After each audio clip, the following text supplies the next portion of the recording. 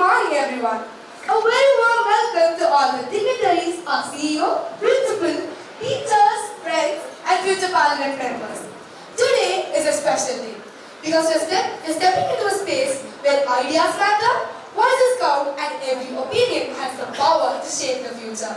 Absolutely. We are delighted to welcome you all to the Mock Youth Parliament Session 2025. This is just another school event. It's a celebration of leadership, participation, and the dynamic spirit of young India. Here in this very hall, we're not just students. We are thinkers, change makers, and responsible citizens. So, let's come together, learn together, and inspire each other. As we begin today's session, let's take a moment to center ourselves and invite positivity into the room. Yes, a clear mind and a calm heart always set the right tone for meaningful discussions. With that spirit, we now call upon the KRM group to lead us with the prayer. May this prayer give us the strength and focus we need for today's proceeding. We request everyone to kindly rise for the prayer.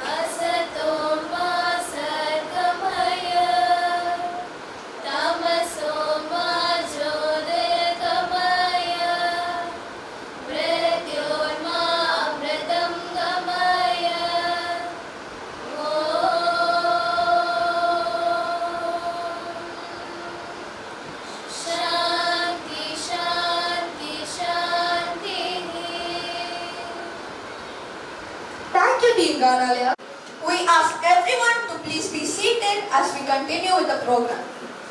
We now invite our principal, Dr. Shri R, to deliver the welcome note. He has always encouraged us to dream big and guided us with clarity. His presence is a constant source of strength and inspiration to each and every one of us. To the politics. How do you feel? Yes? All of you feel yes here? Great, this is $1 million question. Again and again the people, especially elderly people, sometimes they used to say, why should we involve them in politics? They have to come up as an engineers, doctors, and so on. Why in politics? When the man started living as a society, as a social being, there is a requirement starts to make a common rules and regulations to avoid and to have the better conflict resolution. And the human being have been practiced various type of archies, right? Monarchy, diarchy, polyarchy. At last we have ended with a democracy where the people started making their own rule. Here the ruler and ruled are being defined each other. And to connect the ruler and rule, they are in a position to create a document called Constitution, which is the largest constitution in the world. Any idea? Which is the largest constitution in the world? Are you sure? Oh, good. The secretary is answering. Good. Largest constitution we have. Why largest constitution? India is not a country with a single culture, isn't it? Not with a single language. Apart from the multiple languages, apart from the multiple culture, religion, and all these aspects, we are all getting united by a single thread called Indianism. Can you repeat? Indianism. Can you repeat? Indianism. More than 848 plus languages are being spoken and practiced in India. But even though we are all with a lot of pride to say that we are Indians, we are Indians, right? And many times you would have think about that. See, we have rules and regulations. We have all these rules and regulations are being made. So if it is school level, of course, our CEO will make the law, right? He will execute. International Legal Services Day we are planning to celebrate. There we can plan for a mock vote. So now, this is the Parliament, the prestigious place, so divine, which is making the law to unite all of us in India. More than that, the law which is made by them is going to decide the growth of our country, isn't it? Such a prestigious thing that you are going to demonstrate today. With the blessings of our beloved RJ Master and the founders of the school, under the guidance of our beloved CEO sir, we are conducting this as a fourth time. Even though we have been thinking about to have many times earlier, but we were being busy with the various local level assemblies, and I think we had conducted, and this Parliament, this is the fourth time that you are all getting a privilege to sit in the prestigious chairs of the lawmakers. God bless all of you. And who else will be the right person? None other than our Honorable Girirajan sir. 1980 ஆண்டு திமுக இளைஞரணி உறுப்பினராக தனது பொதுப்பணி துவக்கியவர். 1986 பச்சையப்பன் கல்லூரி திமுக மாநில மாணவர் அணி தலைவராக பொறுப்பேற்றவர். 1987 பச்சையப்பன் கல்லூரி மாணவர் பேரவை தலைவராக பணியை தொடர்ந்தவர். 1991 சட்டக்கல்லூரி மாணவராக திமுக செயலாளராக,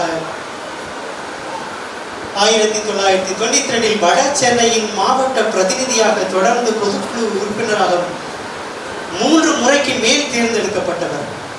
2009 தலைமை செயற்குழு உறுப்பினராக தன் பணியை தொடர்ந்தவர். 2011 திமுக சட்டத்துறை இணைச் செயலாளராகவும் 2015 முதல் இன்று வரை ஏன் இன்னும் திமுக சட்டத்துறை செயலாளராக அவர் தொடர்ந்து பதவி வகித்து தனது மக்கள் பணியை தொடர்ந்து கொண்டிருக்கிறார்.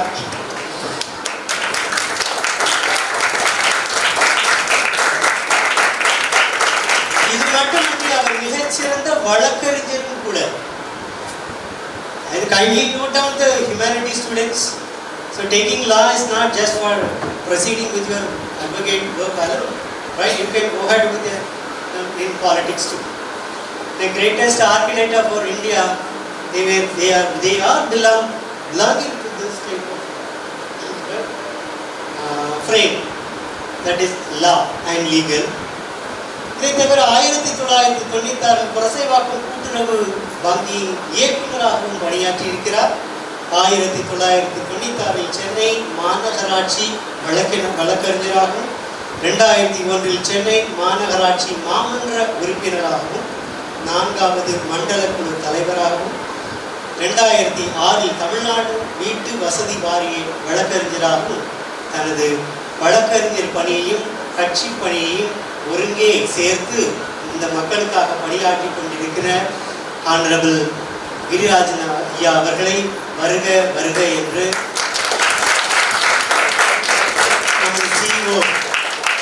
நமது CEO ஆர்ஜே தாய்மானசாமி அவர்கள் சார்பாகவும் நமது பள்ளியின் சார்பாகவும் வருக வருக என்று வரவேற்பதில் பெருமை அடைகிறோம். We are all very much privileged to be here. Let us all enjoy and learn from his expertise. Thank you. This is where our students step into the shoes of national leaders and experience the spirit of democratic discussions. They take on the roles of the leader of the house, leader of the opposition, the speaker, the party representatives and various honorable members of the parliament.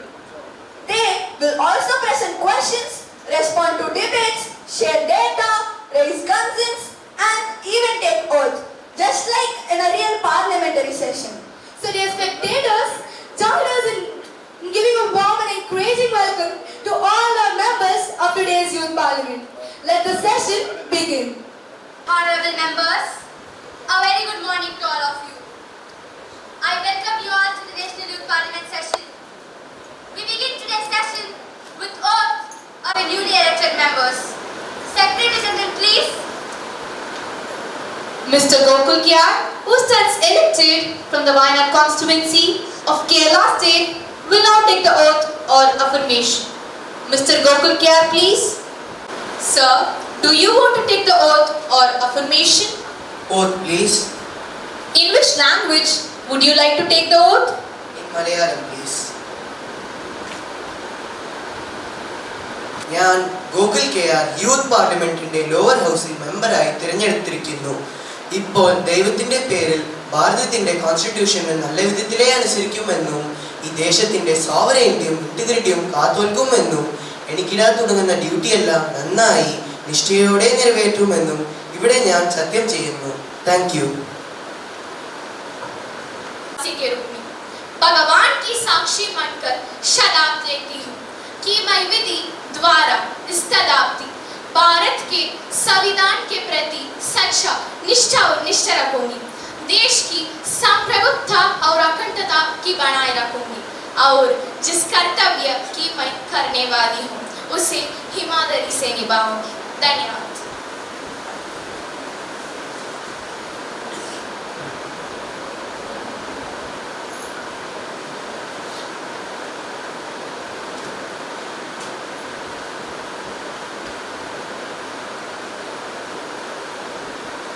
We are confident that you serve loyal to the Constitution of India.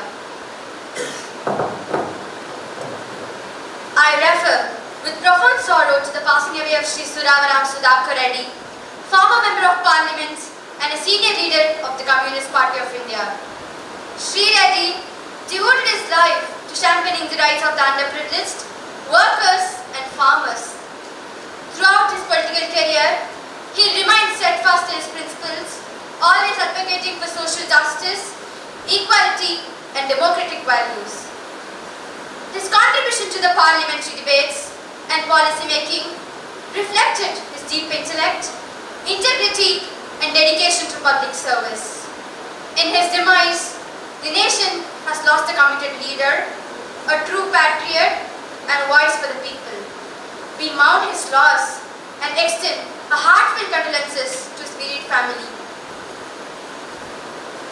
Honorable Speaker, I rise to pay my tribute to Shri R. His testament to public service, discipline and dedication to the common man. Even across party lines, his commitment to democracy and national welfare inspired many. I convey my deepest condolences to his family. Honorable Speaker, I join the leader of the house in paying homage to Shri R. He was a man of conviction, respected for his honesty, simplicity and tireless service towards social equality and the welfare of the marginalized.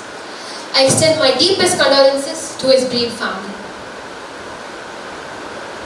I request all the members to rise in their places and observe silence as a mark of respect to the memory of the departed.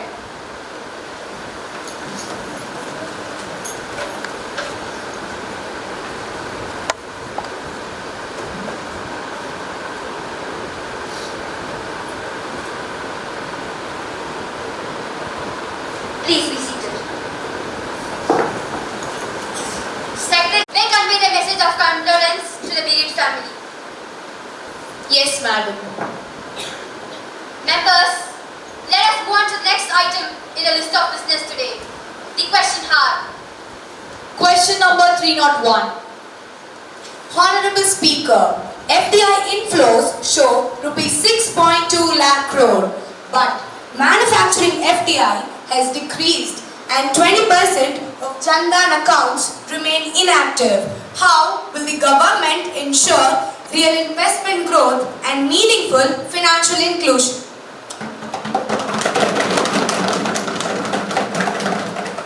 Honorable Speaker, India continues to be among the world's top 5 investment destinations. While global FDI fell by 12%, India still attracted 600 billion rupees, with 27% flowing into manufacturing. Corporate taxes have been reduced from 30% to 22%, 15% for manufacturing units, one of the lowest globally. GST compliance burdens have been dropped by 40%. The Girirajan Yojana has opened 50 crore bank accounts.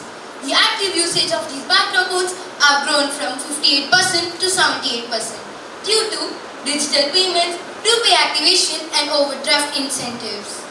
The 56% of Girirajan Yojana accounts belongs to women. Direct benefit transfer of 3.1 lakh crore annually now go directly into these accounts. For MSMEs, the government extended 1.3 lakh crore correlated free loans under ELCTS. Special intensives are sunrise sectors, semiconductors, EV batteries and AI robotics, further strengthening our India's investment. Honorable Speaker, the government remains committed with stable growth, transparent governance, ensuring every reform truly inspires our citizens. Thank you. Question number 302. Honorable Speaker, Ayushman Bharat has provided 12 crore treatments and E-Sanjeevani has completed 15 crore consultations. Yet rural India still faces doctor shortages and digital access issues. How is the government addressing these gaps?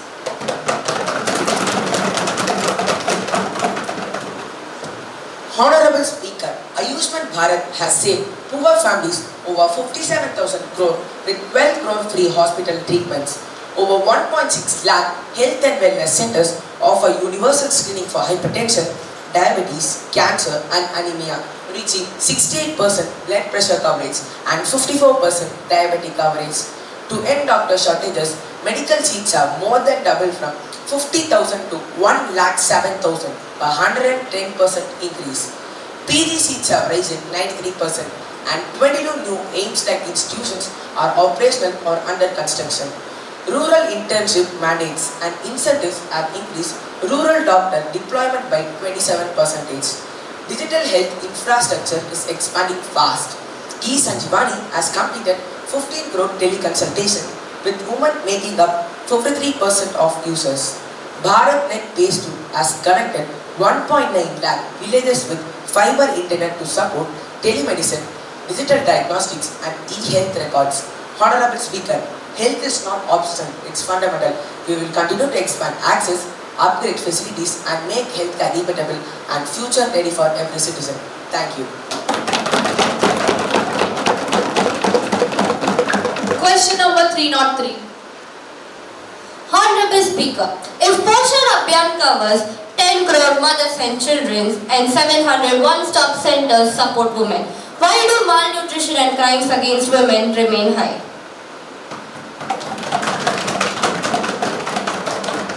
ബഹുമാനപ്പെട്ട speaker, portion Abhiyan കുട്ടികളുടെ വളർച്ചാക്കുറവ് 38% നിന്ന് 31% വരെ കുറയ്ക്കാൻ സഹായിച്ചിട്ടുണ്ട്.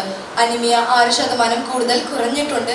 ലക്ഷ്യ ഡിസ്ട്രിക്റ്റുകളിൽ 13 ലക്ഷം അംഗൻവാടി ഇപ്പോൾ portion പുരോഗതി 93% യഥാസമയമാക്കിയിട്ടുണ്ട്. 700-ൽ കൂടുതൽ one stop centres 6.3 ലക്ഷം സ്ത്രീകളെ ലീഗൽ, മെഡിക്കൽ, സൈക്കോളജി സപ്പോർട്ട് നൽകിയിട്ടുണ്ട്.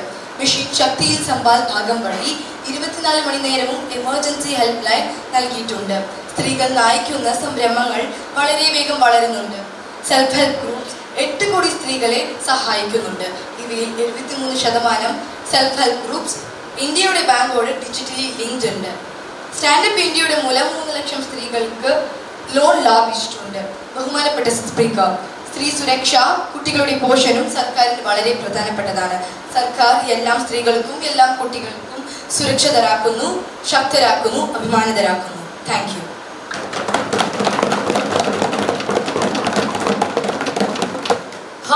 Speaker, while your government is saying so much about what they do for women and children development, every single day, several thousand women are being traumatized by cyberbullying and cyber crimes.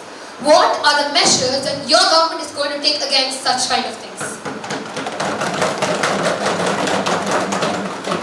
ബഹുമാനപ്പെട്ട speaker, 24 മണി നേരവും cyber സുരക്ഷാ help line നൽകിയിട്ടുണ്ട് India മുഴുവനും.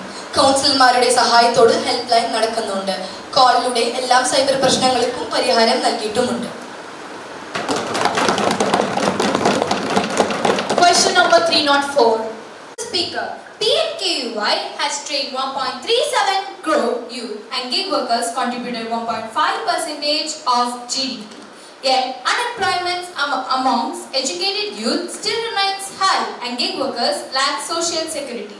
What is the government doing?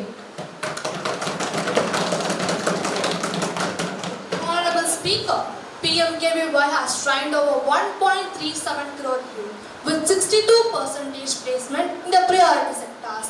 The government has completed 16 lakh traineeships with a 5-fold increase in the national traineeship welfare schemes. The National Career Portal has registered 1.3 crore verified jobs and 2 crore registered job seekers. The gig workers represent India's fast-growing labour group, projected to reach 2.5 crores by 2030. To protect them, the government is finalizing the National Gig Workers Welfare Framework, which ensures their maternity benefits, insurance, pension and digital job security. Honorable Speaker, the e-Shram portal has registered 28 lakh platform workers and 29 crore informal workers with access to the all security schemes.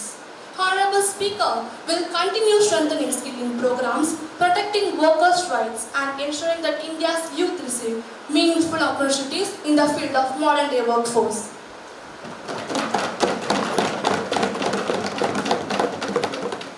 Honorable Speaker, how is the ministry addressing workspace safety, especially in small factories where accidents remains high? Honorable Speaker, mandatory digital safety audits and surprise inspections are now in place, reducing small factory accidents by 17% this year. Question number 305. Honorable Speaker, India claims 70% of domestic defence procurement but remains one of the world's top importer. The defence corridors aim for rupees 20,000 crore investment, but only rupees 4,000 crore is realized. What steps will ensure true self-reliance?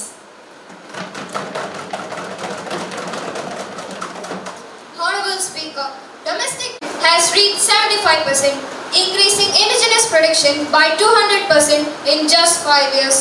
Defence exports have risen from rupees 1,500 crore to rupees 21,083 crore, a 17-time increase, with Indian systems being exported to 22 countries. The defence corridors in UP and Tamil Nadu have attracted rupees 4,000 crore investment, with another rupees 10,000 crore in advance proposals. 350 plus MSMEs and 40 major private players have joined defence manufacturing due to simplified licensing and tax incentives. India has banned import of 510 defence items under the positive indigenization list. Indigenous platforms like Tejas Mk1A, Pinaka rockets, Akash NG missiles and advanced UAVs are entering mass production to minimize imports permanently. Honorable Speaker, national security remains our highest priority. We'll advance self-reliance, modernize our forces and ensure that India stands strong, protected and prepared. Question number 306. सम्मानित अध्यक्ष, भारत ने vaccine मैत्री और बड़े बचाव अभियानों के माध्यम से 100 से अधिक देशों की सहायता की है। फिर भी इंडिया की विदेशी सहायता व्यय जीडीपी के 0.2% से कम है। क्या सरकार एक वैश्विक मानव ढांचा बनाने की योजना बना रही है?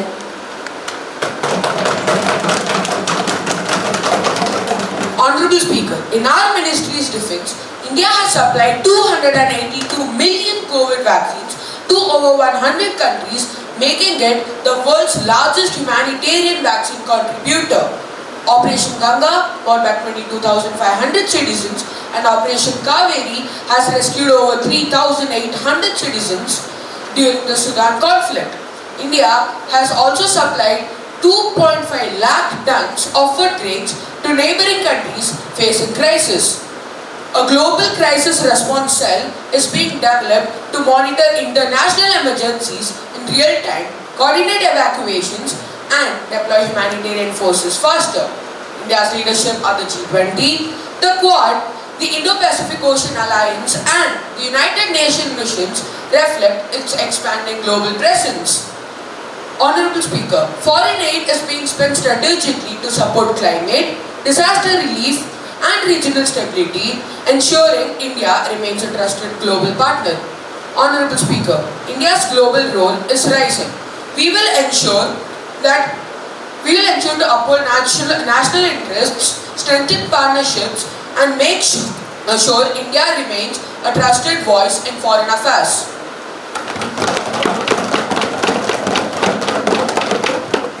Question number 307. Honorable Speaker, why has the government still not mandated sustainable aviation fuel, even though aviation emissions are rising rapidly? And why do many Tier 3 cities still lack flights, despite Udan connecting more than 425 routes and 60 airports?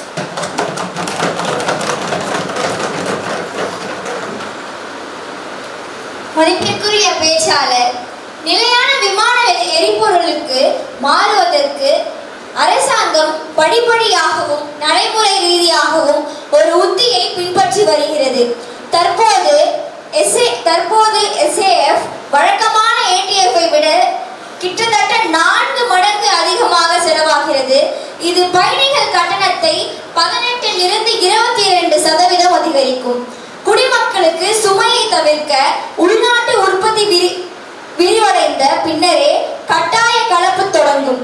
இந்தியாவின் தேசிய SAF சாலை வரைபடம் 2035 ஆண்டுக்குள் விமான உமிழ்வை 20% குறைப்பதை நோக்கமாக கொண்டுள்ளது.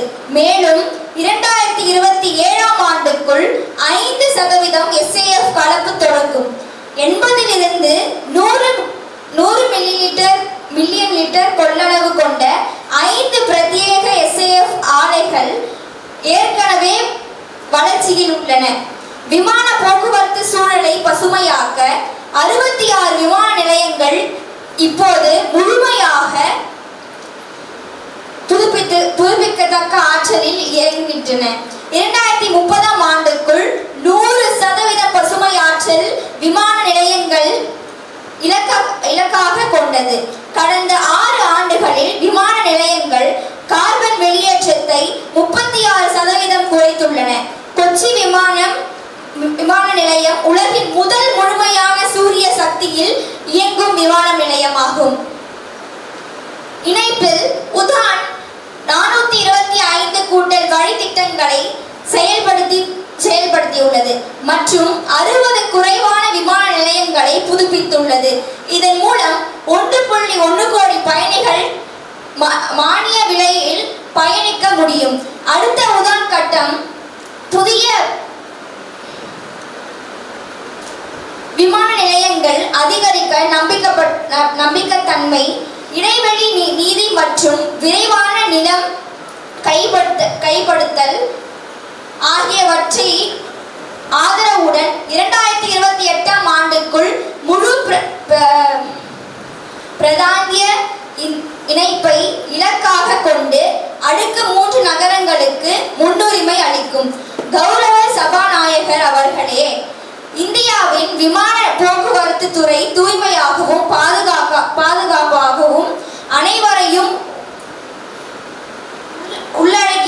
உள்ளடக்கியதாகவும் வளரும் என்றும் ஒவ்வொரு கொள்கையும் பொறுப்பும் மற்றும் தொழில்நுட்ப முன்னேற்றம் இரண்டையும் பிரதிபலிக்கும் என்றும் இந்த அவைக்கு நான் உறுதியளிக்கிறேன்.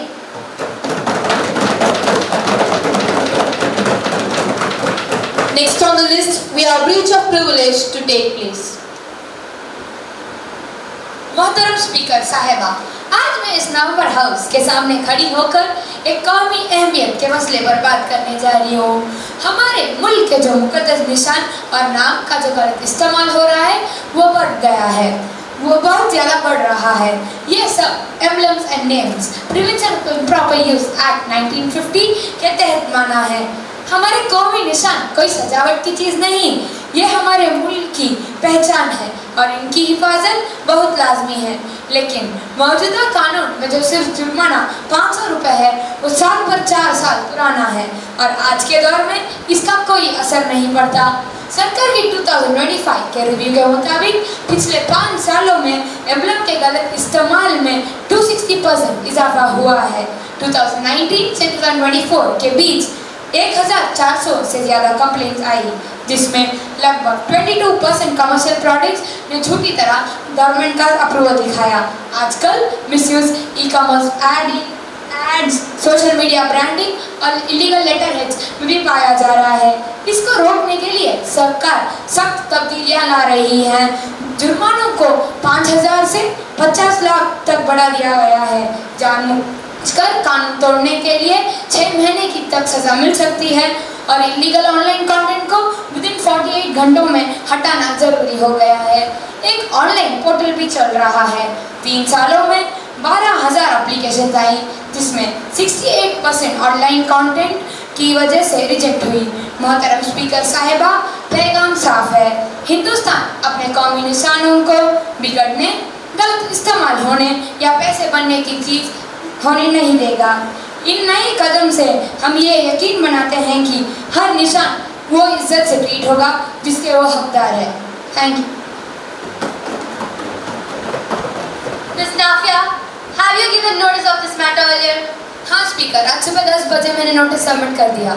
The matter will be examined and you will be informed accordingly. Now, papers to be laid.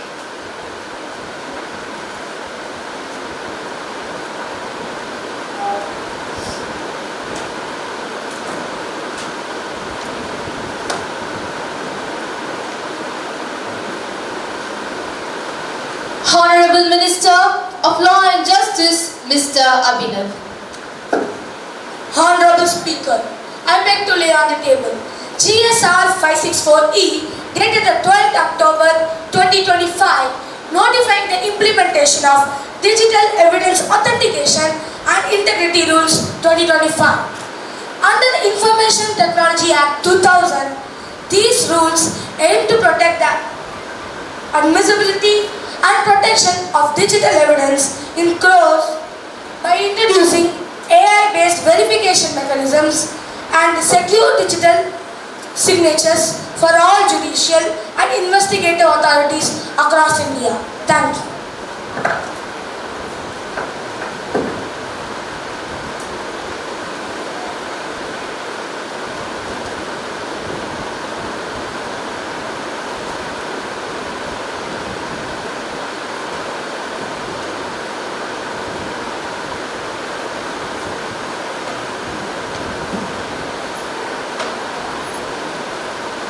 Honorable Minister of Environment, Forest and Climate Change, Ms. Lavanya. Honorable Speaker, I beg to lay on the table SO 4157 dated the 20th October 2025 regarding the National Green Transition Notification 2025 issued under the Environment Act 1986. This notification mandates carbon neutrality compliance for all industrial zones by 2030 and establishes a green credit registry portal for tracking emission reduction efforts by industries and state government. Thank you.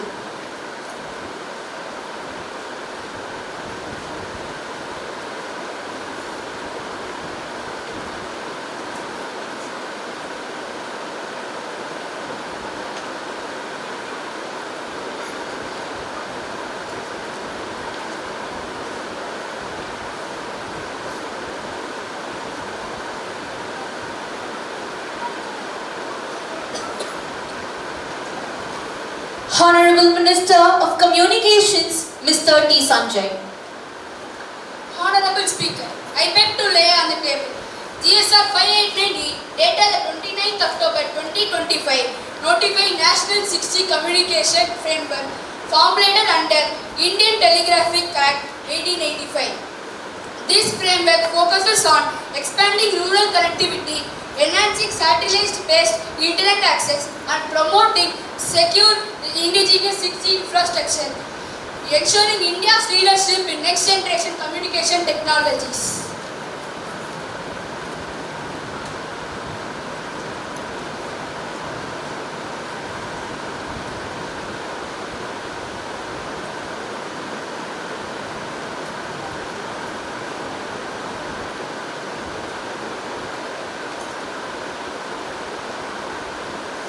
The papers are laid on the table of the House.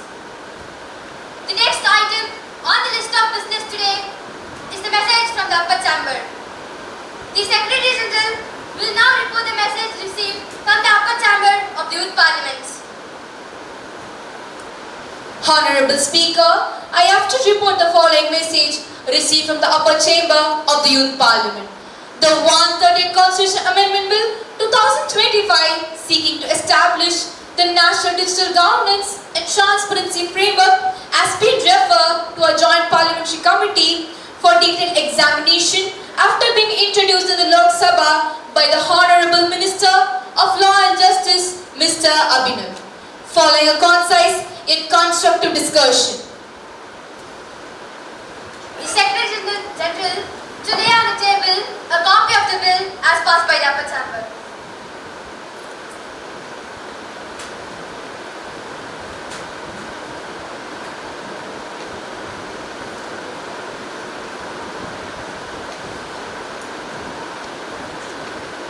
The message from the upper chamber and a copy of the bill are duly laid on the table of the House.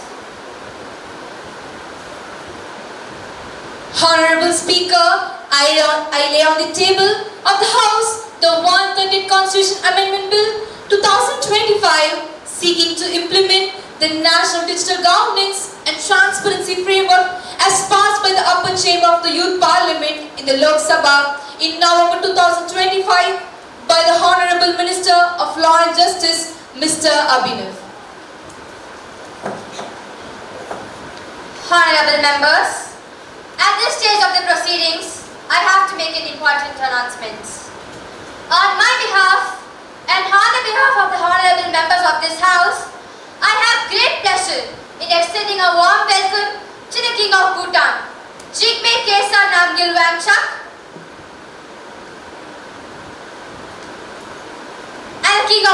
and the Queen of Bhutan, Jaksin Pema Wangchuk, His Excellency Mr. Shem Shering, are on an official visit to India as a honored guest. It is a high-powered delegation.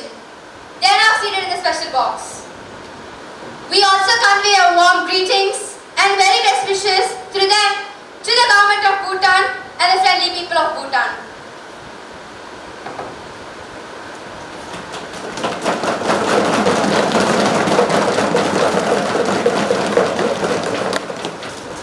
Now, let us take up the calling attention motion. The opposition minister, Ms. Danishri, may please take the matter. Honorable Speaker, despite numerous policies from FMBAP to smart cities and Amrut 2.0, landslides, floods and urban disasters still prevail in our country, raising concerns for real on-ground effectiveness. So I asked the Minister of Home Affairs, are these disaster management generally working on ground or only on paper? What real role is technology playing in advancing early warnings and risk reduction? And how is the government ensuring fast, seamless and coordinated communication between the center and the state during emergencies? Honorable Speaker, these answers are very crucial for our India's safety.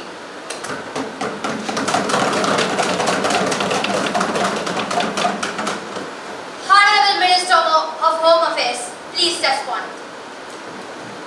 Honorable Speaker, I wish to assure this November House that the Government of India is deeply committed to strengthening the disaster preparedness through science, technology and interagency coordination.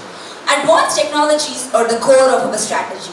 Through the satellites such as Cartosat, INSAT 3D and RISAT, the forecast accuracy has been increased by over 30% and the response timing has been reduced by over 40%. We have deployed AI-based hazard mapping, machine learning flood prediction models and IoT-enabled sensors across 2,800 high-risk locations to ensure the real-time alerts during floods, landslides and cloudbursts. The NDMA in collaboration with ISRO, IMD and NIDM has enhanced predictive modeling, trained 1.2 lakh personnel and integrated district-level disaster plans with real-time monitoring.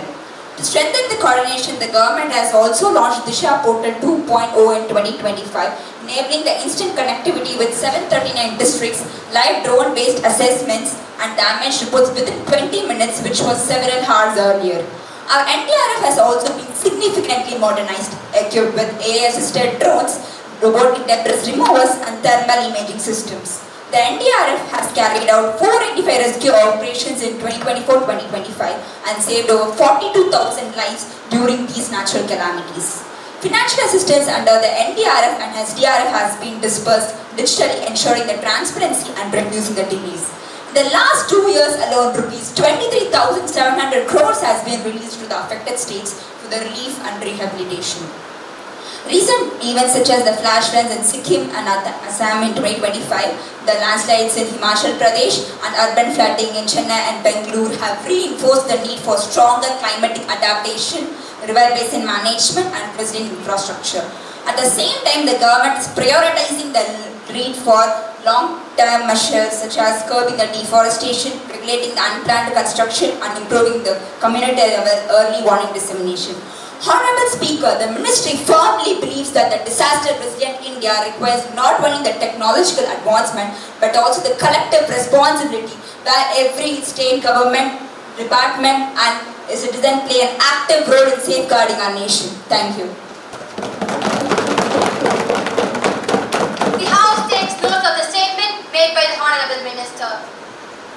We now take up the no-confidence motion against the Minister of Education regarding the implementation of inclusive education for students with disabilities across India. The Honorable Leader of Opposition, Ms. Shri R, may present the motion. Honorable Speaker, I rise to move this no-confidence motion against the Ministry of Education. Despite constitutional guarantees under Article 21 and 41 and initiatives such as the Samagra Shikshaka Abhiyan, large number of disabled children still face serious obstacles in accessing education. In 2025, data reveals that nearly 70% of children in rural areas lack assistive technologies, traumatized by untrained teachers and inaccessible classrooms. So if India is to be a truly progressive nation, why are we leaving behind the vulnerable population of our nation? So, Honorable Speaker, I move this House in presenting the no-confidence motion against the Ministry of Education for its incapability to ensure effective policies in 2025. The motion has been moved. The Honorable Minister of Education, Ms. T. Sejal, may now respond. Honorable Speaker, I rise to defend the record and the vision of this ministry, and I do so with absolute clarity and conviction. Education is the foundation of a strong and sovereign nation. It is not a matter of charity, it is a matter of duty and responsibility. In 2025, the government has acted decisively. The Saksham Shiksha Abhiyan has retrofitted over 50,000 schools with ramps, accessible toilets, tactile pads and braille materials. 75,000 special educators and resource teachers have been trained to ensure that classrooms are inclusive, empowering and functional for all students. Digital learning has been strengthened with various screen readers, AI-assisted apps and audio textbooks, ensuring no child is denied education due to disability. Scholarships and financial aid have been extended to support students with special needs in their higher education, bridging gaps between opportunity and access. The National Council for Special Education, NCSE, now monitors implementation across all states, ensuring accountability, enforcement and timely progress. Honorable Speaker, let there be no doubt. The government takes full responsibility of the education of every child. A nation that ignores the needs of its weakest citizens cannot claim to be strong or just. We will not falter, we will not delay. India will be a nation where every child can learn, grow and serve the country with dignity and excellence. I call upon this House to maintain confidence in the Ministry of Education as we continue our mission to create an inclusive, progressive and just education system for all. The House will now vote on the motion of no confidence. Those who are in favor of the government, please say yes. Yes. Those who are against, please say no. Honorable members, the House has given its verdict. The yes votes are greater than the no votes. The motion for no confidence has been defeated. The matter stands closed. Honorable Minister of Commerce and Industry to introduce the bill. Honorable Speaker, I rise today with immense pride to move for leave to introduce a bill that will shape the future of India's trade and commerce in 2025. I beg to move for leave to introduce the Foreign Trade Amendment Bill 2025. This bill proposes to amend the Foreign Trade Development and Regulation Act 1992, the Export Promotion Act 2016 and the Special Economics Act 2005. Honorable Speaker, the world is changing fast. India must not only participate in global trade but lead it. This bill is designed to empower MSMEs by simplifying export procedures and reducing compliance burdens, promote innovation-driven exports in technology, green energy and healthcare, strengthen special economic zones as hubs for global investment and ensure that India becomes a trusted, competitive and responsible trade partner. With this amendment, we aim to make every Indian entrepreneur a global ambassador, every factory a gateway to the world and every innovation a symbol of India's capability and creativity. Thank you.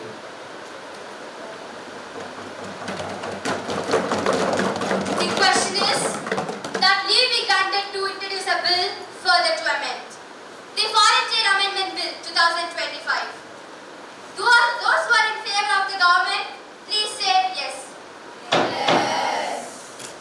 Those who are against, please say no.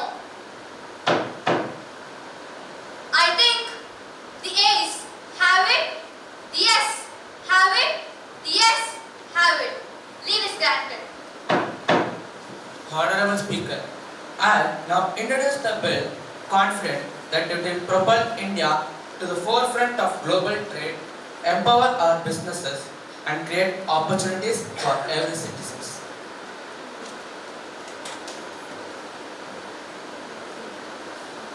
Honorable Speaker గారు, నేను national transport and infrastructure bill 2025 ని ప్రస్తుతం చేస్తున్నాను. మన దేశంలో sector 8% జీడీపీకి help చేస్తుంది, 6 కోట్ల మందికి జాబ్స్ ఇస్తుంది, 460 బిలియన్ టన్నుల ఫ్రైట్ ని క్యారీ చేస్తుంది.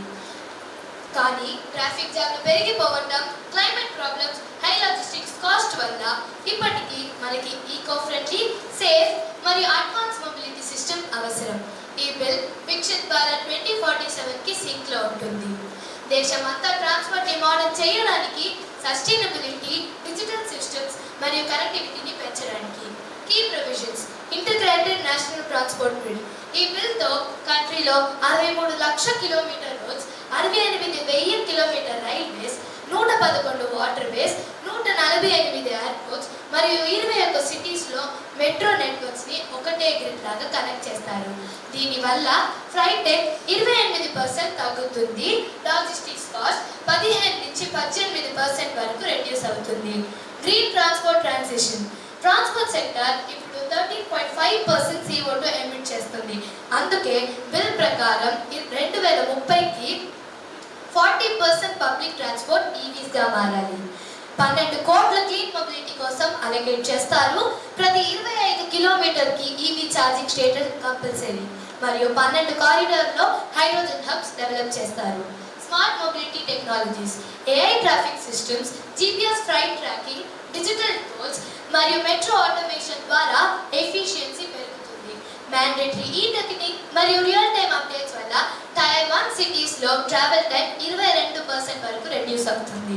ట్రాన్స్పోర్ట్ సేఫ్టీ రిఫార్మ్స్ 2023లో 1.68 lakh రోడ్ డెత్స్ని రెడ్యూస్ చేయడానికి బిల్లో zero fertility zones, strict penalties, annual safety audits మరియు 4200 crore సేఫ్టీ అప్గ్రేడ్స్కి పెట్టడం ఉంటుంది.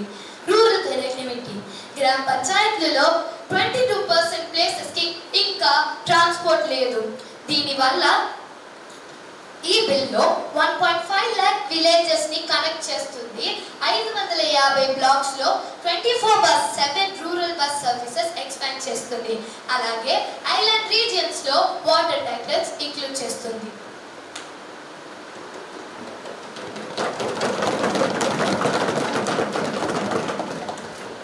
Has to take in consideration a lot of concerns and risks that arises because of this bill. The first major one is central overreach. Because of this bill, there may be an increased role of the center suppressing the role of the state. And secondly, ecological risks to forests and hill zones, and mainly the digital divide with 54% of rural internet access and weak enforcement that may limit safety outcomes. So how is the government going to address all these gaps?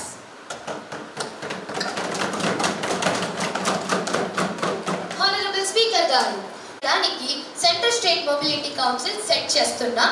Environment audits కోసం ISRO mapping వాడుతున్నాం. Digital inclusions programme తెచ్చేస్తున్నాం. అలాగే citizens directly report చేయగలిగే tools ఇస్తున్నాం. ఈ bill వల్ల India ఇంకా green, safe, fast and అందరికీ యాక్సెసిబుల్ అయిన ట్రాన్స్పోర్ట్ ఫ్యూచర్ డైరెక్షన్లో ముందుకు వస్తుంది. ధన్యవాదములు.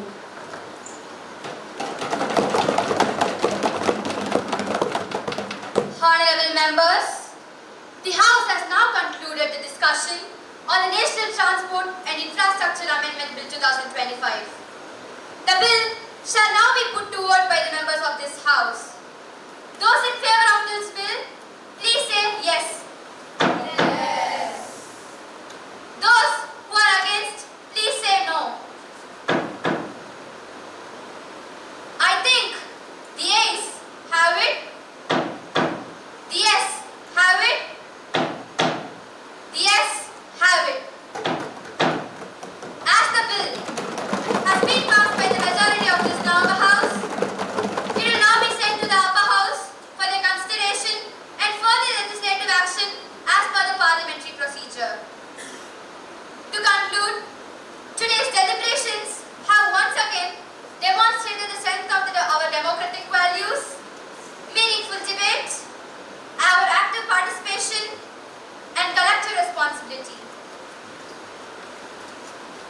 With this, the business for the day stands concluded. The House will reconvene tomorrow. The House will again assemble at 10 a.m. tomorrow. The House stands adjourned.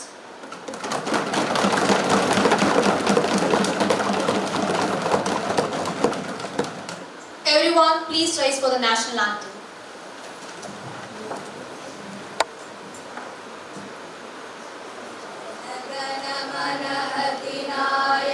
जय हे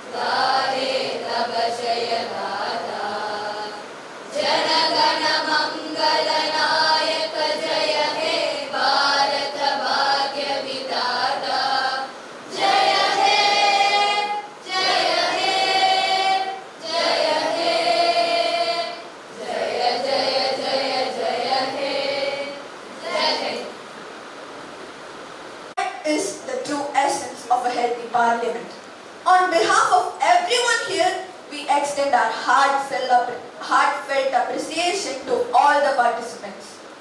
Thank you for your dedication. You made this session memorable. Today, we are delighted to have a distinguished personality as our chief guest.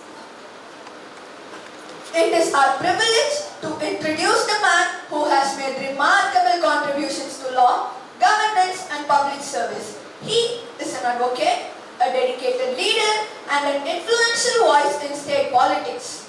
Please join us in welcoming Shri R. Girirajan, Member of Parliament, Rajya Sabha, representing Tamil Nadu. Apart from being a respected politician, Sir is also an advocate, bringing his legal expertise to the national stage through his work in the Parliament. We are deeply grateful that despite his busy schedule, he has taken time to be with us today and inspire the young minds of our school. Thank you, sir, for honoring us with your presence and gracing this program. To express our gratitude, we request our CEO, R.J. Tayumanaswamy, to felicitate the esteemed guest of the day, Shri R. Girirajan, Member of the Rajya Sabha, with a token of appreciation.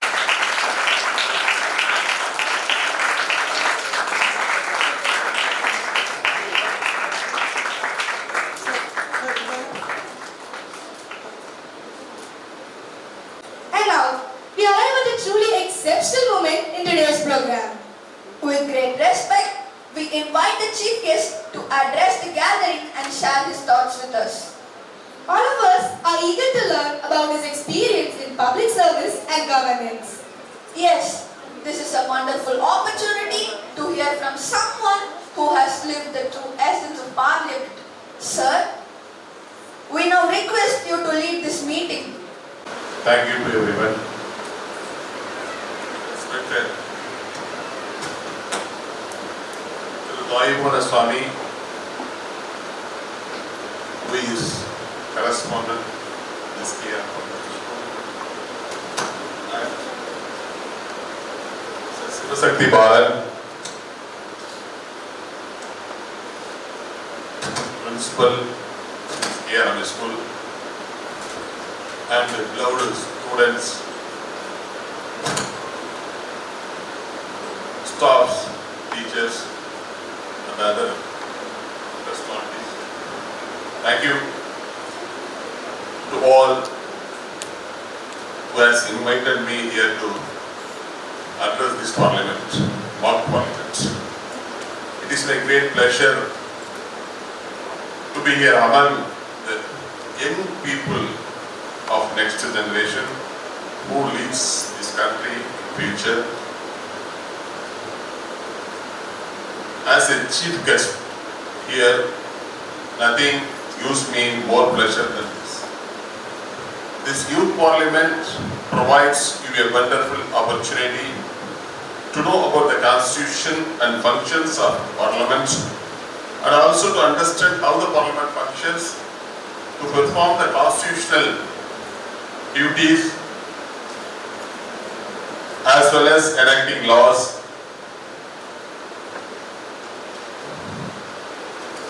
And passing the budgets, debates and discussions on various issues pertaining to the people. Our nation, India, is a sovereign, socialist, secular, democratic republic. Our constitution has set up a democratic form of government in the country. A democratic form of government is run by the representatives chosen by the people of this country. Furthermore, India is a union of states. The constitution provides for both the union government and state governments. The powers of the governments, like union government and the state governments, are clearly defined by the constitution. On the lines of parliament at the national level, and we have legislators at the state level.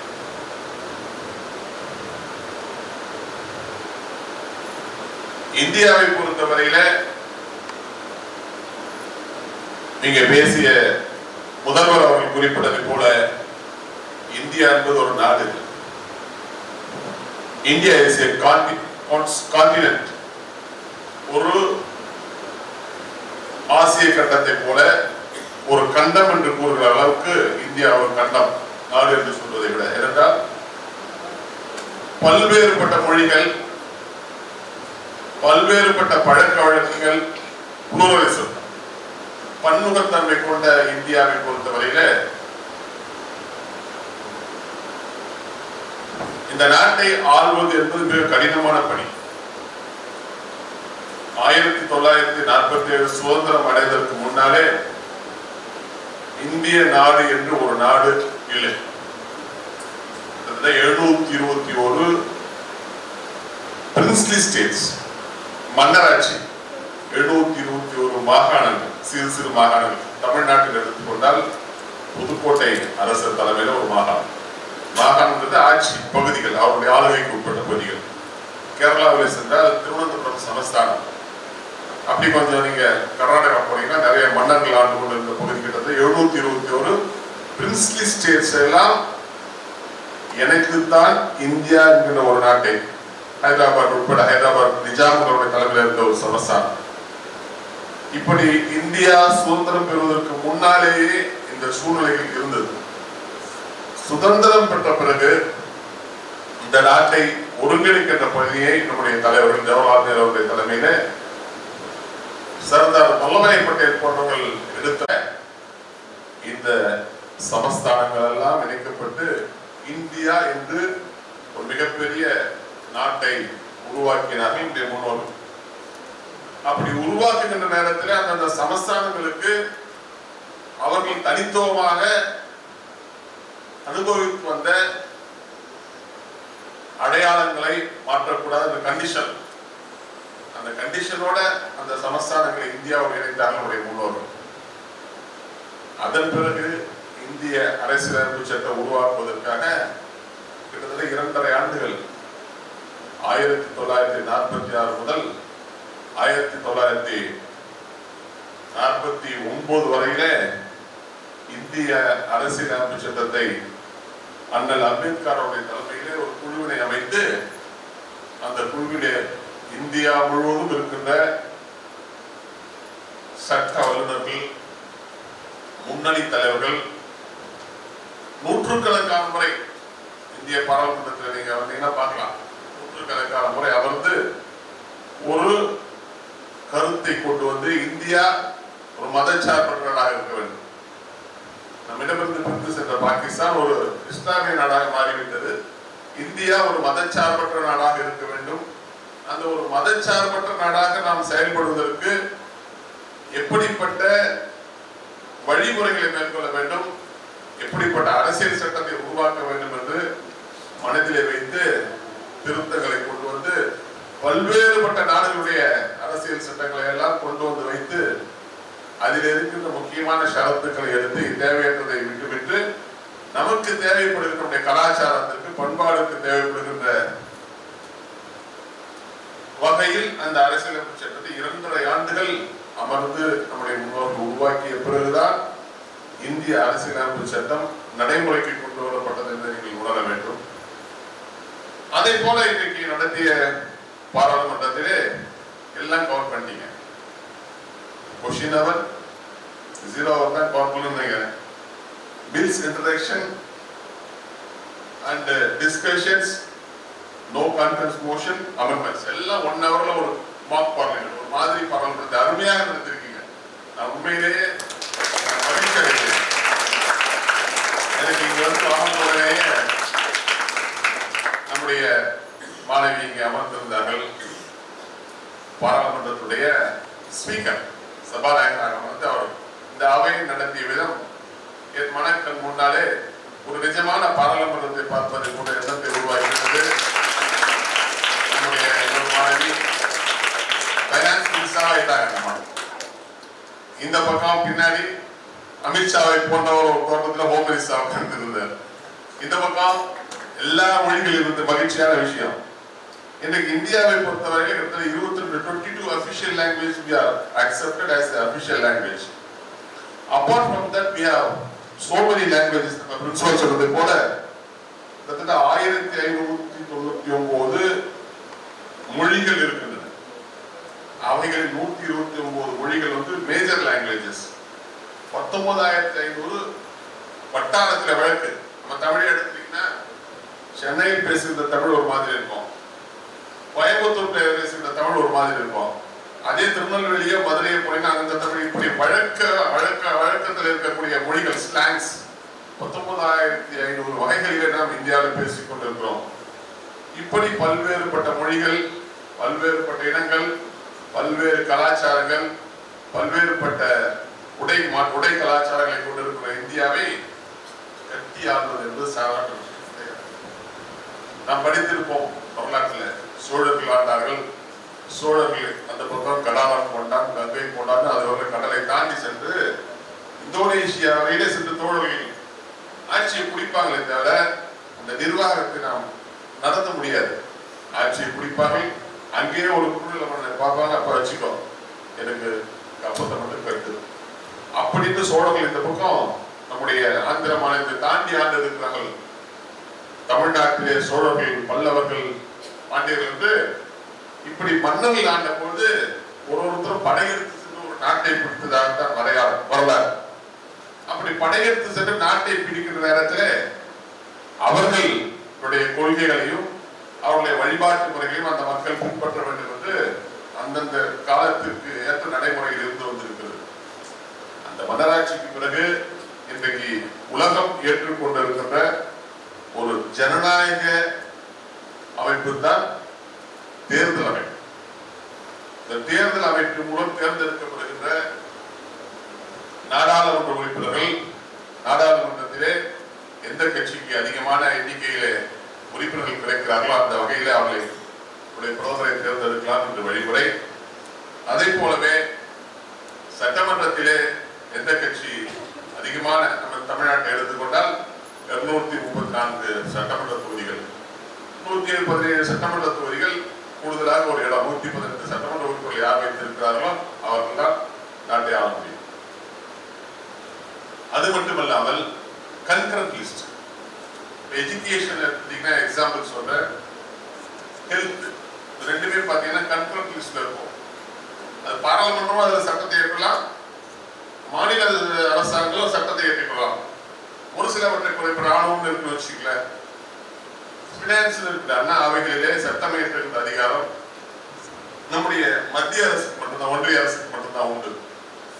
இதை போல மொழியை பொறுத்தவரையிலே அந்தந்த மாநில அரசுகள் தங்களுடைய தாய்மொழியை கல்வி கற்கின்ற பிரதான மொழியாக வைத்து நடத்தலாம் என்ற சுதந்திரம் இந்த நம்முடைய அரசியல் சுற்றம் கொடுத்திருக்கிறது. இன்றைக்கு அரசியல் என்பது இன்றைக்கு இளைஞர்கள் மத்தியிலே ஒரு மாதிரி பார்க்கிறாங்க. பல நேரங்களில் பேசும் நேரத்தில் அரசியல்லாம் யோசிக்கிறார்கள். ஆனால் இந்த நாட்டை பொறுத்தவரையில அரசியல் இல்லாம நம்ம வாழவே முடியும். டெமோக்ரசி, இப்ப நீங்க எக்ஸாம்பிள் பாத்தீங்கன்னா உக்ரைன் ஒரு நாடு, தினந்தோறும் நம்ம கிட்டத்தட்ட இன்றைக்கு அவர்கள் அமைதி இல்லாமல் வாழ்ந்து கொண்டிருக்கிறார். அந்த நாட்டுக்கும் ரஷ்யாவுக்கும் நடக்கிற மிகப்பெரிய யுத்தம், வார். அந்த சண்டையின் காரணமாக இன்றைக்கு அந்த நாடு அமைதி இழந்து போயிருக்கிறது. நாட்டிலே கல்வி கிடையாது, வேலைவாய்ப்புகளை உருவாக்க முடியாது. அதைவிட காசா என்ற பகுதி இன்றைக்கு முற்றிலுமாக இஸ்ரேலால் அழிக்கப்பட்டிருக்கிறது. அந்த நாட்டுக்கு நிர்வாகம் கிடையாது, அந்த நாட்டு பிள்ளைகளுக்கு உணவு கிடையாது, உடுக்க உடை கிடையாது, கற்பதற்கு பள்ளிக்கூடங்கள் இல்லை. இவை எப்படி தவிர்க்கப்பட்டிருக்க வேண்டும் என்றால், ஒரு நல்ல அரசாங்கம் நம்மை ஆண்டால்தான் நாம் அமைதியாக வாழ முடியும். குட் கவர்னன்ஸ், ஒரு நல்ல அரசாங்கம் இருக்க வேண்டும். அதுவும் தேர்ந்தெடுக்கப்பட்ட அரசாங்கம். சர்வாதிகார அரசாங்கமாக இருந்தால் நாம் பார்க்கிற பக்கத்து நாடுகள்லாம் சர்வாதிகார நாடுகளிலே பேச முடியாது. இங்கே நம்முடைய பிள்ளைகள் பேசினார்கள், அனைத்து மொழியிலும் பேசினார்கள். கருத்து சுதந்திரம், நாங்க பார்லிமெண்ட்ல பேசலாம், கருத்து சுதந்திரம் உண்டு, என்னெல்லாம் பேசலாம் கிடையாது. ஒரு வரையறைக்கு உட்பட்டு பேசலாம். எங்களுடைய கருத்துக்கள் இது, நீங்க இந்த பில்லை இன்ட்ரோடியூஸ் பண்ணீங்க, இந்த பில்லுல நீங்க அமெண்ட்மெண்ட்ஸ் கொடுங்க, இந்த பில்ல 7வது 7வது ஷரத்துல வந்து நீங்க சொல்லியிருக்கீங்க இது எங்களுடைய மாநிலத்துக்கு உகந்ததாக இருக்காது. இந்த நாட்டு மக்களே இளைஞர்களுக்கு இது வந்து ஒரு பாதுகாப்பான சூழலை உருவாக்கும். இந்த கல்வியை இன்னும் மேம்படுத்த வேண்டும் என்றால் இதில் நீங்கள் ஒரு அமெண்ட்மெண்ட்டை நீங்க அக்செப்ட் பண்ணீங்கன்னா அந்த அமெண்ட்மெண்ட் மேல வந்து ஒரு டிஸ்கஷன் கொண்டு வந்து அந்த டிஸ்கஷன் அடிப்படையில அந்த அமெண்ட்மெண்ட் ஏற்றுக்கலாமா வேணான்றது உறுதி செய்யப்படுகிற பாராளுமன்றம். இப்படி ஜனநாயகம் என்பது கருத்துக்களின் அடிப்படையில் நம்முடைய அறிவின் அடிப்படையில கத்தி சண்டை போட்டு நாட்டை பிடிக்கிறது கூடாது.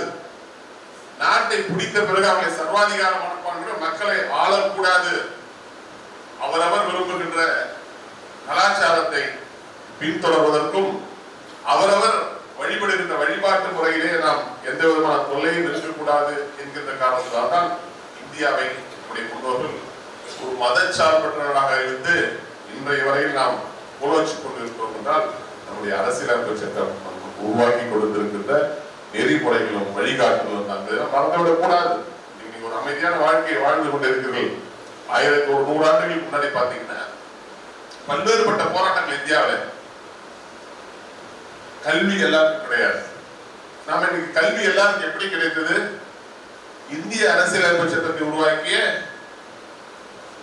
மாமேதை அண்ணல் அம்பேத்கர் அவருடைய தலைமையிலே கான்ஸ்டிடியூட் அசம்பிளி அரசியலமைப்பு சட்டத்தை உருவாக்கிய பெரியவர்கள் அனைவருக்கும் கல்வி அளிக்க வேண்டும். ஒரு காலத்துல எலெக்ஷன் வந்தா எல்லாருக்கும் ஓட்டு கிடையாது. எல்லாருக்கும் ஓட்டு கிடையாது.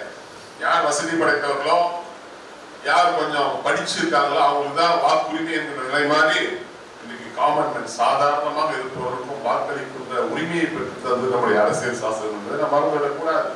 ஒரு நாம் வாழ்ந்து கொண்டிருக்கிறோம் என்றால் அதற்கு அரசியலமைப்பு சட்டம் காரணம். அந்த அரசியலமைப்பு சட்டத்தை நிறைவேற்றுகின்ற பணியை இன்றைக்கு செய்து கொண்டிருப்பது நாடாளுமன்றம். அந்த நாடாளுமன்றம் சரிவரை இயங்காவிட்டால் நாட்டில் அமைதி இருக்காது, கல்வி முறையாக கிடைக்காது, வேலை வாய்ப்பு உருவாக்க முடியாது, சுதந்திரமாக நடமாடவே முடியாது. சட்டத்தின் ஆட்சி தப்பு பண்றான்னா அவனுக்கு வந்து தண்டனை கொடுக்க யாரு கொடுக்க முடியும்? எடுத்துட்டு போய் நானும் திருப்பி கட்டை எடுத்து அடிக்கிறது தண்டனை கிடையாது. அவனை சட்டத்தின் முன்னாலே கொண்டு சென்று நிறுத்தி அவனுக்கு ஒரு கடுமையான தண்டனையை வாங்கி கொடுப்பது மூலம் அடுத்தவனுக்கு ஒரு பாடத்தை சொல்லி தரணும் என்றால் அதற்கு சட்டம் அவசியம். அந்த சட்டத்தின் ஆட்சி நடந்தால்தான் இதை தடுக்க முடியும். இல்லைன்னா அவன் தடி எடுத்தவன் தண்டல்காரனாயிடுவான். அதனால் இந்த நாட்டில் அரசியல் அவசியம். அரசியல் இருந்தால்தான் அரசியலமைப்பு சட்டத்தின் மூலம் இந்த நாட்டை வழிநடத்துவதற்கு பாராளுமன்றங்களால் முடியும். அப்படிப்பட்ட ஒரு அருமையான பாராளுமன்றம் இன்றைக்கு நமக்கு பாராளுமன்ற ஜனநாயக முறை நமக்கு இன்றைக்கு அமைந்திருக்கிறது இந்தியாவிலே. அதே நேரத்தில் மாணவர்கள் அத்தனை பேரும் அரசியல்வாதியாக நீங்க தலைமை பண்பை பெற வேண்டும் அவசியம் இல்லை. ஒரு விஞ்ஞானத்திலே நன்றாக படிக்கக்கூடிய மாணவர் அவர் நல்ல ஒரு சயின்டிஸ்டா அந்த துறையில் தன்னுடைய தலைமை பண்பை வெளிப்படுத்தலாம். ஒரு வரலாற்றில் நன்றாக படிக்கின்ற மாணவர் அந்த வரலாற்றிலே இன்னைக்கு கீழடின்னு ஒன்று கண்டுபிடிச்சிருக்காம கீழடி நாகரிகம் சொல்லி நம்முடைய தொன்மையான தமிழர்கள் நாகரிகம் அதை ஒரு வரலாற்று ஆய்வாளராக சென்று ஆய்வு செய்து இந்த நாட்டிற்கு அந்த பணியின் மூலம் தலைமை பண்பை கொண்டு வரலாம், விஞ்ஞானிகளாக கொண்டு வரலாம். இப்படி பல்வேறு துறைகளிலே உங்களுடைய தலைமை பண்பை வளர்த்துக் கொள்வதற்கு இந்த மாதிரி பாராளுமன்றம் உங்களுக்கு உதவிகரமாக இருக்கும். இரண்டாவது, சான்சர் டிவியை பாருங்க. பாராளுமன்ற நடைமுறையிலே உங்களுடைய ஆசிரியர்களும் உங்களுடைய தாயமானந்த சுவாமி அவர்களும் ஒரு அருமையான பாராளுமன்றத்தை உருவாக்கி கண்முன்னாடி நிறுத்தியிருக்கிறார்கள். இது லோக்சபா. லோக்சபாவை வழிநடத்துபவர் வந்து நம்முடைய சபாநாயகர். சபாநாயகர் என்பவர் தேர்ந்தெடுக்கப்பட்டு அவர் ஒரு பர்மனன்ட் போஸ்ட். அவர் இருந்து சபையை நடத்தலாம். அவருக்கு அனைவரும் கட்டுப்பட்டு இருக்க வேண்டும். ராஜ்யசபாவில் நமக்கு சபாநாயகர் என்றால் துணை ஜனாதிபதி தான் சபாநாயகர். சமீபத்தில் நீங்க படிச்சிருக்கீங்க பத்திரிகையில திரு சி.பி. ராதாகிருஷ்ணன் சொல்லி கோயம்புத்தூரை சார்ந்தவர் தான் இன்னைக்கு துணை ஜனாதிபதியாக அவர் எப்படி தேர்ந்தெடுக்கப்பட்டிருக்கார் என்றால் நாட்டில் இருக்கின்ற மக்களவை ராஜ்யசபாவில் இருக்கக்கூடிய அத்தனை உறுப்பினர்களும் ஓட்டு போட்டு தேர்ந்தெடுக்கப்பட்டவர் தான் நம்முடைய குடியரசு துணைத் தலைவர் திரு சி.பி. ராதாகிருஷ்ணன் தமிழராக இருக்கிறார். அவர் வந்து சபை ராஜ்யசபை நடத்தக்கூடிய அதிகாரம் பெற்றவர். அவர்தான் அந்த ராஜ்யசபையை நடத்த முடியும், லோக்சபாவில் சபாநாயகர் நடத்த முடியும், ஒரு சில நேரங்களில் சபாநாயகரே 3 நேரம் இருந்து நடத்த முடியாது. அவர்களுக்கு கீழே ஒரு 5 பேர் 6 பேர் டெபுட் பண்ணுவாங்க. நம்மளுடைய பவர்ஸை டெபுட் பண்ணி அவங்க சபையை தொடர்ந்து நடத்தி கொண்டிருப்பாங்க. எல்லா கட்சியும் அங்க வந்து கட்சி மாற்றம்லாம் கிடையாது. இந்த ஒரு கட்சி தான் ஆளுங்கட்சியாக இருக்கின்றால் அந்த ஆளுங்கட்சியை சார்ந்தவர் தான் இந்த அவையில உட்கார்ந்து அவர் தான் இந்த சபையை நடத்த வேண்டும் கிடையாது. எதிர்கட்சியிலும் இருப்பாங்க. எல்லா கட்சிக்கும் ஒரு 5 மெம்பர் தான் 5 பேர் தான் இருப்பான்னு வச்சுக்கோங்க. அந்த கட்சியிலும் போய் அவங்க அவையை நடத்தலாம். பெண்களுக்கு ஒரு முன்னுரிமை உண்டு. அவங்க சேனல் உட்கார்ந்து அந்த அவையை நடத்துவார்கள். விவாதங்கள் நடைபெறும், டிஸ்கஷன்ஸ் போகும். சபாநாயகர் இருக்கணும்னு அவசியம் இல்லை. அதே போலவே ராஜ்யசபாவிலும் துணை ஜனாதிபதி அவர் தான் இருந்த அந்த அவையை நடத்தவில்லை. அவருக்கு கீழே ஒரு துணைத் தலைவர் 5 பேர் நியமிச்சிருப்பார். அவர்களிருந்து அந்த அவையை நடத்தலாம். இவையெல்லாம் பார்லாமெண்ட்ல. அதே மாதிரி நீங்க பல நேரங்களில் சட்டசபைகளை பார்த்துருப்பீங்க. வெளியேற்றுகிற நடைமுறை சபையில ஒரு கூச்சல் குழப்பம் ஒருத்தரனா வெளியேற்றலான்னு ஒரு நடைமுறை வந்து அசம்பிளியில பார்த்துருப்பீங்க. ஆனால் பார்லிமெண்ட்ல வெளியேற்ற மாட்டாங்க. அவையை ஒத்தி வச்சிருக்கோம். அதுதான் நமக்கு இருக்கக்கூடிய ஜனநாயக முறை. உங்களுடைய கருத்துக்களுக்கு மதிப்பளிக்கக்கூடிய இடம் பாராளுமன்றம். நீ ஒரு உறுப்பினராக இருந்தாலும் சரி, ஒரு கட்சியை சார்ந்த 2 உறுப்பினராக இருந்தாலும் சரி, 3 உறுப்பினராக இருந்தாலும் சரி, யுவர் வாய்ஸ் டெஃபினெட்லி ஹியர்ட். உங்களுடைய குரல் நிச்சயம் கேட்கப்படாது. அதுக்கு பிறகு ரிப்ளை வந்தா அவர்களாவது 2வது உங்களுக்கான வாய்ஸை நீங்க ரைஸ் பண்ணலாம். உங்களை தேர்ந்தெடுத்த மக்கள் நம்ம பார்லிமெண்ட்ல போய் நம்ம நல்லா பேசியிருக்காரு, நம்மளோட கருத்துக்களை சொல்லியிருக்காரு, நம்ம டிமாண்ட்ஸ் சொல்லியிருக்காரு, இதையெல்லாம் பேசியிருக்காரு. இன்னொன்று பார்லிமெண்ட்ல இன்னொரு வசதி இருக்கு. நீங்க எல்லா மொழியிலும் பேசினாங்க பிள்ளைகள்.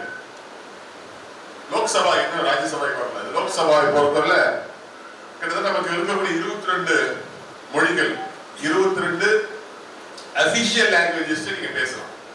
இமீடியட்டா டிரான்ஸ்லேட்டர்ஸ் இருப்பாங்க. அந்த ரோட்ல அவங்க டிரான்ஸ்லேட் பண்ணி அந்தந்த மொழியில இருந்து ஹிந்திக்கு டிரான்ஸ்லேட் பண்ணுவாங்க, ஆங்கிலத்துக்கு டிரான்ஸ்லேட் பண்ணுவாங்க.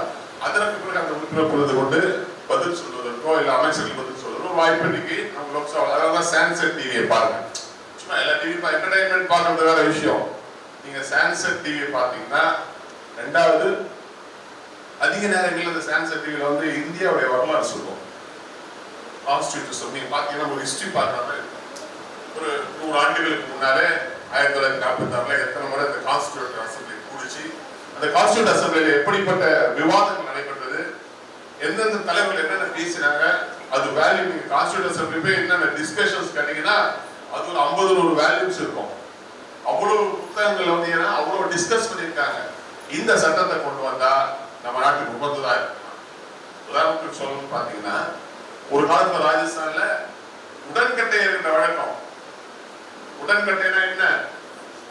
கணவன் இறந்துட்டான்னா மனைவியும் எல்லா நகையெல்லாம் போட்டு அதே நெருப்பு கோயில தெளிவாங்க. அவளை முடிஞ்சு போச்சு. இப்ப அந்த வழக்கத்தை எல்லாம் அன்றைக்கு ராஜாராம் மோகன் ராய் போன்றவர்கள் சமுதாய சீர்திருத்தவாதிகள் கொண்டு வந்து தடுத்து நிறுத்தினாங்க. இன்றைக்கு அந்த உடன்கட்டை என்கிற வழக்கம் இல்லை. ஆனால் நமக்கு ஒரு கதையா தெரியும். அந்த நிலை தொடர்ந்து இருந்தால் பெண்களுடைய நிலைமை எப்படியே இருக்கும்? வாழ முடியுமா? இவற்றை எல்லாம் தடுத்ததுதான் இந்தியாவுடைய அரசியல் அமைப்பு சட்டம். அதே போல விதவை திருமணம். விதவைகள் வந்து திருமணம் பண்ணிக்க கூடாது இருந்த போய் இன்றைக்கு அவசியம் இல்லை, மறுமணம் செய்து கொள்ளலாம் என்று பெண்களுக்கு ஒரு முக்கியமான ஒரு வாழ்க்கை வாய்ப்பை உருவாக்கி கொடுத்து நம்முடைய அரசியலமைப்பு சட்டம் மாநில அரசாங்கம் அப்படிப்பட்ட சட்டம் எப்படி குழந்தை திருமணம், சைல்டு மேரேஜ். ஒரு காலத்துல பாத்தீங்கன்னா ரொம்ப குழந்தை திருமணம் 12 வயசு மேல்நியூட்ரிஷன் பேசினாங்க. அது மாதிரி பண்ணுகின்ற இடத்துல எதிர்ப்பு பிறக்கின்ற குழந்தைகளுக்கு சரியான ஊட்டச்சத்து இருக்காது, அந்த தாய் சரியான முதிர்ச்சி அடைஞ்சிருக்க மாட்டார். இவற்றை எல்லாம் தடுத்தது நம்முடைய அரசியலமைப்பு சட்டம். கட்டாய கல்வி, அனைத்து பிள்ளைகளுக்கும் கட்டாயம் கல்வி கொடுக்கணும்.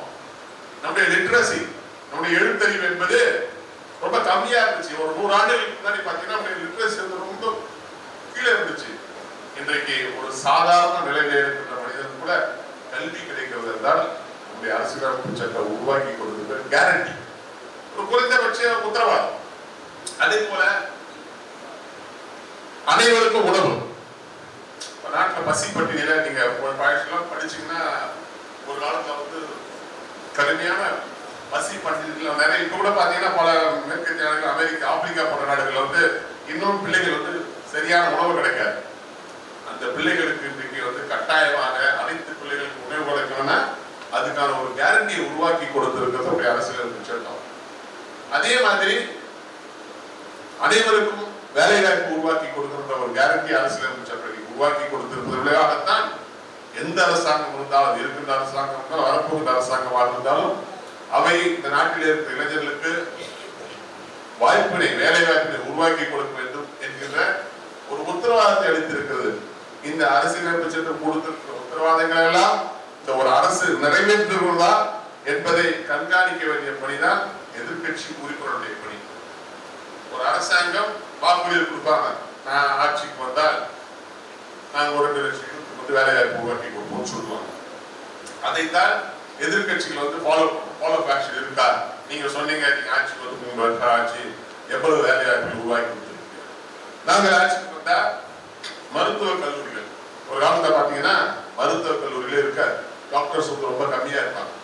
இன்றைக்கு மருத்துவத்துறை எல்லா மாநிலங்களும் வளர்ந்து, குறிப்பா கூடுதலாக பாத்தீங்கன்னா தமிழ்நாட்டில் அதிக அளவு இன்றைக்கு ஒரு மெடிக்கல் சிட்டி, மெடிக்கல் ஹப்னு இன்னைக்கு நம்ம சென்னையை சொல்றோம்னா, இன்றைக்கு சுதந்திரத்திற்கு பிறகு நமக்கு கிடைத்திருக்கின்ற மருத்துவ வசதிகள் அபரிதமானது.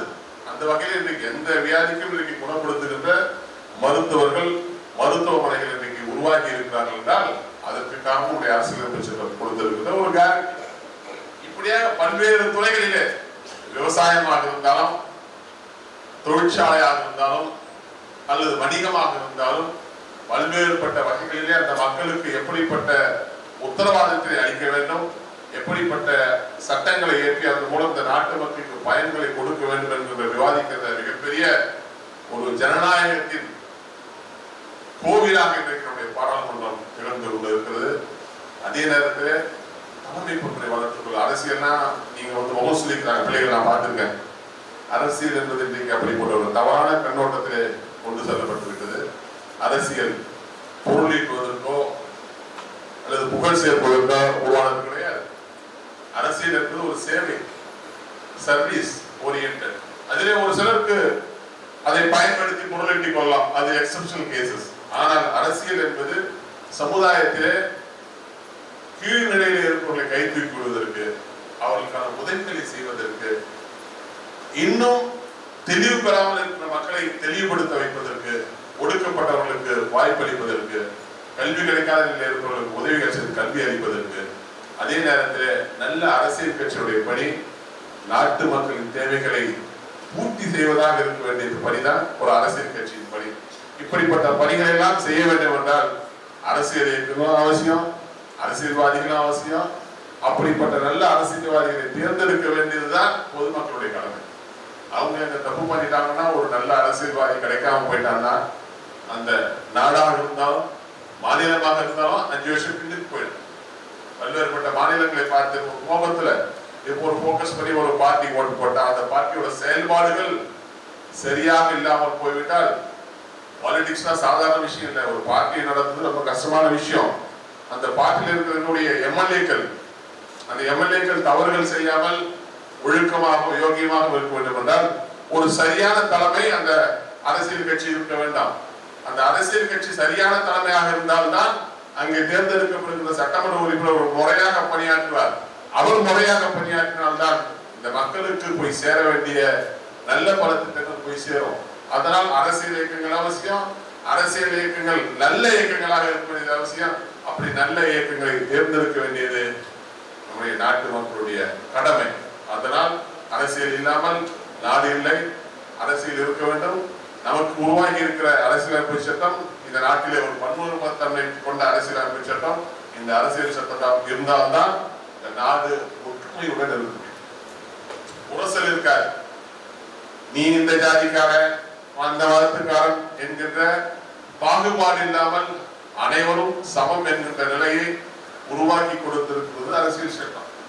அதை இன்றைக்கு இம்ப்ளிமெண்ட், அதை இந்த செயல்பாட்டிற்கு கொண்டு வர வேண்டியது அரசின் கடமை. அதே போல நீதிமன்றங்கள் 4 தூண்கள் சொல்லணும். அரசியல் 4 தூண்கள் பாராளுமன்றம், அதே போல ஜுடிஷியரி, அட்மினிஸ்ட்ரேட்டிவ் அண்ட் பிரஸ். இந்த 4 தூண்கள் நம்ம சொல்றோம். அரசியலமைப்பு சட்டத்தை உருவாக்கி திருத்தங்களை கொண்டு வந்து அவற்றை நடைமுறைப்படுத்துவது பாராளுமன்றம். அப்படி பாராளுமன்றம் நடைமுறைப்படுத்துகின்ற அரசியலமைப்பின் அடிப்படையிலே சட்டங்கள் தவறாக அவர்கள் சட்டத்தை ஏற்றி அரசியலமைப்பு உட்பட்டாலும் சட்டத்தை ஏற்றி தப்புவதான அரசியலமைப்பு சட்டத்தை உருவாக்கி இருப்பார்கள். ஒரு அமெண்ட்மெண்ட் கொண்டு வந்திருப்பாங்க.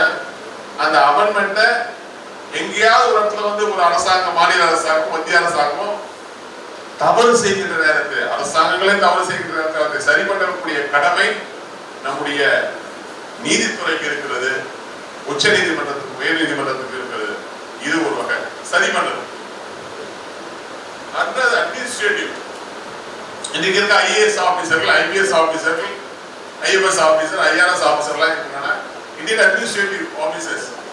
இவர்கள் தலைமையில இயங்குகின்ற தலைமை செயலர்கள், அதே போல டெல்லியில இருக்கிற தலைமை செயலர்கள், இவங்க தான் அந்த அரசாங்கம் போட்டு வருகிற திட்டங்களை, திட்டத்தை போட்டுட்டா மட்டும் போதாது, திட்டத்தை போட்டா அங்கேயே நின்றுடும். அதே டெல்லியிலே கொடுக்கிற சட்டத்தில் மூலமாக கிடைக்கின்ற பயனை இங்க இருக்கிற கன்னியாகுமரியில் இருக்கிற கிடைக்கணும், அந்த மாதிரி மேகாலயாவில் இருக்கிற ஒரு சாதாரண குடிமகனுக்கு கிடைக்கணும், வெஸ்ட் பெங்கால் இருக்கிற அந்த குடிமகனுக்கு கிடைக்கணும், ஆந்திராவில் இருக்கிற குடிமகனுக்கு கிடைக்க வேண்டும் என்றால் அவற்றை நிர்வாகம், அரசியலமைப்பு சட்டத்தை பாராளுமன்றம் உருவாக்குகிறது, அவற்றை மானிட்டர் பண்றது நீதிமன்றங்களாக இருந்தாலும் அவற்றை மக்களுக்கு கொண்டு போய் சேர்க்கின்ற பணியிலே இன்றைக்கு மூன்றாவது தூணாக இருக்கின்ற நிர்வாகம். நிர்வாகமும் முறையாக இயங்க வேண்டும். நிர்வாகத்தையும் பாராளுமன்றத்தையும் வாட்ச் டாக் போல பார்த்துக் கொண்டிருப்பதுதான் நம்முடைய உச்ச நீதிமன்றம், உயர் நீதிமன்றங்கள். இதற்கு அழுத்தப்பட்டு இந்த பாராளுமன்றம் செய்கிற தவறுகளாக இருந்தாலும் அல்லது நீதிமன்றம் செய்கிற தவறுகளாக இருந்தாலும் அல்லது அட்மினிஸ்ட்ரேட்டிவ் என்று சொல்லக்கூடிய அதிகார மையத்தில் இருக்கின்ற அதிகாரிகள் செய்கிற தவறுகள் எல்லாம் வெளிக்கொண்டு வருகிற கடமை நம்முடைய பிரஸ் நான்காவது தான். அந்த பத்திரிகை உண்டு. அதனால்தான் பத்திரிகை சுதந்திரம் பேணி பாதுகாக்கப்பட வேண்டும். ஒரு அரசாங்கம் செய்கின்ற தவறை விமர்சிப்பதற்கு பத்திரிகை, ஒரு நீதிமன்றம் செய்கின்ற தவறுகளை விமர்சித்து காட்டுவதற்கு பத்திரிகை, ஒரு நிர்வாகம் செய்கின்ற தவறுகளை விமர்சித்து காட்டுவதற்கு பத்திரிகை. இந்த மூன்று துறையும் இன்றைக்கு மாற்றம் செய்ய வேண்டிய ஒரு பணி பத்திரிகை. அதனால்தான் இளைஞர்கள், மாணவர்கள் பத்திரிகை படிக்கும். நீங்க படிச்சாதான் அன்றாடம் தகவல்கள் தெரியும். விமர்சித்து எழுதலாம், ஆதரித்து எழுதலாம், விமர்சித்து எழுதலாம். அப்படி ரெண்டையும் சேர்ந்து படிக்கின்ற போதுதான் தெரியும் நாட்டிலே இவ்வளவு நடப்புகள் நடக்கிறது, இவங்க பண்றது தப்பு, பத்திரிகை சுட்டி காட்டி இருக்கிறாங்க. அதனால்தான் சொல்றேன், மாணவ செல்வங்களே, அரசியலில் கவனம் செலுத்தவில்லையோ நீங்கள் சமுதாயத்திலே என்ன நடக்கும் தெரியும். தினந்தோறும் பத்திரிகையை பாருங்கள், தொலைக்காட்சியிலே செய்திகளை பாருங்கள், பாராளுமன்ற நடவடிக்கை இருக்கிற சான்சர் டிவியை பாருங்க. அதே போல நிறைய வாசிப்பு பழக்கம் இப்ப குறைஞ்சு போச்சு. வாசிப்பு பழக்கம் தான் உங்களுக்கு வந்து வாழ்க்கையில் முன்னேற்றம். கல்வி மட்டும் உங்களுக்கு வந்து ஒரு படிக்கிறீங்க, ஒரு எஜுகேஷன் குவாலிஃபிகேஷன், அவர் 10th முடிச்சிருக்காங்க, +2 முடிச்சிருக்காங்க, இல்ல டிகிரி முடிச்சிருக்காங்க, ப்ரொஃபஷனல் கோர்ஸ் முடிச்சிருக்காங்க, அது ஒரு வகை. அப்பார்ட் ஃப்ரம் தட் நீங்க வந்து படிக்க வேண்டியது வந்து நிறைய இருக்குன்னா உங்களோட செல்போன்லயே நிறைய ஆப்ஸ் வந்துருச்சு. நீங்க படிக்கணும்னு அவசியம் இல்லை, கேட்டுட்டே இருக்கலாம்.